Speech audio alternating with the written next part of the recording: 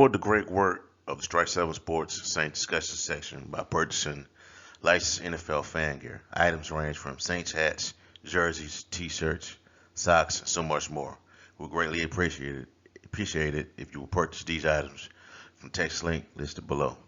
The revenue generated from today's offer goes into the funding of the Strike 7 Sports platform. Click on the link strike7sports.com/Saints discussions and you'll be taken over to Fanatics. Thank you. All right, man. What's up? This your boy Derek Branch here of Saint Discussions on Strike 7 Sports, and today we're going to break down and preview the Saints' next matchup, which is against the Carolina Panthers. This is the Saints' first divisional game of the 2021 season. Now, last week we previewed Saints versus Packers. Well, Packers versus Saints. It was a home game for the Saints, even though they played in Jacksonville. That was a written story on the Strike 7 Sports website, the Saints section of it. And this week is vice versa. We're gonna flip it over, and now we're doing a vlog previewing that game. Next week it'll flip flop again. It'll be a written story previewing the game. But for this week, we're going to preview this game by way of a video. So the Saints are coming off a big victory against the Green Bay Packers. By far, I think it was the upset of the week. I didn't even expect the Saints to win that game. I had them losing it by 3, by a field goal, 30-27, which is the score I had predicted that it would be the game winner. That would be the final score of the game that I predicted, 30-27 by Green Bay in favor of Green Bay. But they proved me wrong, and they dominated Green Bay, beating it 38-3. And that was one of the best opening day performances by Sean Payton in a long time. He's never been like this before, since like dating back to 2009. Defense was just lights out. Everybody was in their position. Only like really negative spot on the team at the time was Adam Troutman. Had a couple drop passes. Wasn't into the game mentally, and from my opinion, just from what I saw it. But great win by the team. But now that's only one game. It's only week one. It's on to Carolina. Got to get ready for Carolina. And here we go. So I'm gonna just go ahead and first thing we're gonna do is go through this injury report. It's the current injury report that was released today. It was a little bigger than this, but the day prior. But the first one on Wednesday. But today we got Quan Alexander, who was out with who did not practice today with an elbow injury. Marcus Davenport, he's definitely was going to practice with a pec injury that was reported on Monday. CJ Gardner Johnson, CD Deuce, whatever you want to call him, he's out. Well, not out, but he had listed with a knee injury, limited practice. Thursday he did not practice. Chase Hansen growing. Wednesday didn't limited practice. Thursday did not practice. K-Pass, I'm still calling him K-Pass. Calf injury, did not practice on both days. Eric McCoy didn't practice on both days. Pete Warner didn't practice on both days. Marshawn Lattimore hand didn't practice on Wednesday. Limited practice on Thursday. PJ Williams back. Didn't practice on Wednesday. Limited practice on Thursday. So here's the thing: if you don't know by now, with these injuries, the one injury report that you're gonna start, you should start to like worry about, kind of be concerned about, is the final one they put out on Friday, and that's the one where it has, if you don't practice on that day, on Friday, on tomorrow, you probably won't be playing in the game this Sunday against Carolina. So just don't flip out, chill, just stay calm, because this team is, as we have seen by now, this team is pretty loaded in all these positions. So we just gotta wait and see. Hopefully these guys can get healthy and then get ready for the Sunday's game. But as for Carolina, We got um, Shy Smith, the wide receiver, shoulder injury. Um, Full practice Thursday. Justin Burris, neck, full practice on Thursday. DaQuan John, defensive tackle, limited practice on Thursday. You got Sean Chandler, full practice. John Miller, limited full practice. Pat Eflin, guard, hip, full practice. Taylor Mouton, growing, limited practice on Thursday. So, I mean, the Saints have been battling a lot of injuries over these past couple of seasons, man. It's just I don't know what it is with the Saints. Guys just always go down. They always get put on the injury report for whatever reason. But hopefully, man, the guys if they're not ready to go, the guys behind them will be ready. We got a lot of depth at these positions, man. Linebackers, man.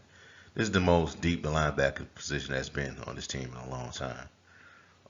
Defensive tackle. I hope K-Pass can go.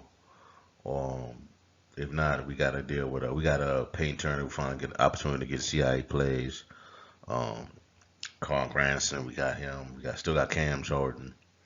So we just gotta be patient, you know. But all right, next roll on the right. Scrolling along, we got. I'm gonna go with the Saints versus Panthers. Keys to victory. These key to victory are for the Saints. Three. These are the three things that I think the Saints should utilize to be successful this Sunday against Carolina. So up next, number one, we're gonna go with you should know it. You shouldn't even be surprised, and that's stop Christian McCaffrey. Stop Christian McCaffrey in this football game. Now, I went back and looked at the footage from the Panthers game against the not Jackson, but the New York Jets, and I really wasn't impressed with it. I really wasn't impressed by what I saw because they could have lost that game if Zach Wilson, the Jets rookie QB, had a good offensive line. They could have protected him. The Jets could have took down Carolina. The game wasn't a blowout. It was a little close. Panthers pass rush got after Zach Wilson, took advantage of that offensive line, and they won the football game. But there were some moments in there where Wilson got some passes off to his receivers. But back to McCaffrey though, he had over 100 yards toward the offense in that football game. He is their weapon. He is their main weapon on the team, on the football team. And the Saints' number one priority is to stop Christian McCaffrey. Man, don't let him. Don't give him the room to make plays. Don't let him get anything out of the backfield. Don't let him get it. Don't let it. Joe Brady put him on the outside as a wide receiver, because that could be a difficult thing to. That could be a difficult mismatch, difficult matchup for the Saints if they put him on the outside with with somebody like a safety or something, a cornerback. It could be difficult to stop him from doing anything, doing any damage in that position. But they got to stop Christian McCaffrey in this game. It's plain and simple. I believe if you stop Christian McCaffrey in this game, I believe that you have an opportunity to win this football game. Plain and simple, easily. You know, they have some weapons on the outside. They got DJ Moore. You got Robbie Anderson. You got Terrence Marshall, the wide receiver out of LSU. But you can't stop him. You can if you get him, if you neutralize McCaffrey. I believe and force Darnold to beat you from the pocket. He has a tendency of being erratic, of being a little, could get out of control in the pocket, force him to get increase the pass rush on him, turn up the pressure. And then he could cause him to cough the football up, cause him to fumble, cause him to throw interceptions. We saw it in his time in New York. And I think the verdict is still out. The verdict is still out on Carolina's offensive line. So I think the goal will be to stop Christian McCaffrey. Plain and simple, man. Hopefully, we got Paulson Debo. I think this will probably be another week. This is going to be another week of of a quarterback trying to test Paulson Debo, the rookie out of Stanford. We saw he showed up last week. He showed up in the preseason, and he's really stepped into his role as a cornerback. And also we got Bradley Roby, who's back with the team after being suspended from serving the final game of being suspended from a 6-game suspension that started last year with the Texans. So he's back. He's with the team now. So I think he's going to be into the fold on this game this Sunday against Carolina. If Marshawn Lattimore is not be able to go, it'll be Bradley Roby and probably Paulson Debo. If Lattimore can go, that'd be great. But for now, it could possibly be Paulson Debo and Bradley Roby out there, and possibly um, Trufant. Not Marcus Trufant. Desmond Trufant out there as well. But stopping McCaffrey is the number one priority for this football game, for this defense. Now, next, number two is to get the ball into the hands of the Saints playmakers. Now, those playmakers are Deontay Harris. You got Juwan Johnson, Alvin Kamara. Um, who else out there, man? Not Traquan Smith. Adam Troutman. Hopefully, he can get it together. Tony Jones Jr., running back. Marquez Callaway, get him involved, and just try to exploit that secondary. Find potential mismatches in that defense. Carolina's defense is pretty good on paper. It's not the best defense out there, but it's a good unit. Got some good players on it. Got Artie Barnes on the pass rusher. Shaq Thompson, the linebacker. Zach Thompson, the other player on that defense. And you got Derrick Brown, the defensive tackle out there. That should be a way for Sean Payton to get the football in the hands of those guys and make Carolina pay for it. It should be. He's going to figure out a way. We got the weapons on offense to do it, and hopefully this could be the game where we can see a little more of Marquez Callaway. But for the most part, man, I just think we need to keep the same game plan from the previous week, and that's to run the football. Run the football with Alvin Kamara. Keep defense. Keep Carolina honest. Control the time of possession this game. Just in case, man. Just in case. And I think if we do that, I think we're going to be pretty successful against Carolina.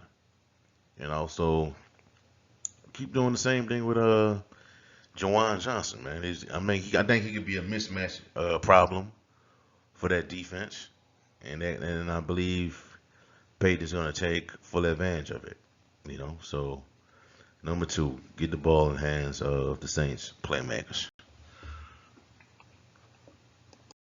Three is the last one.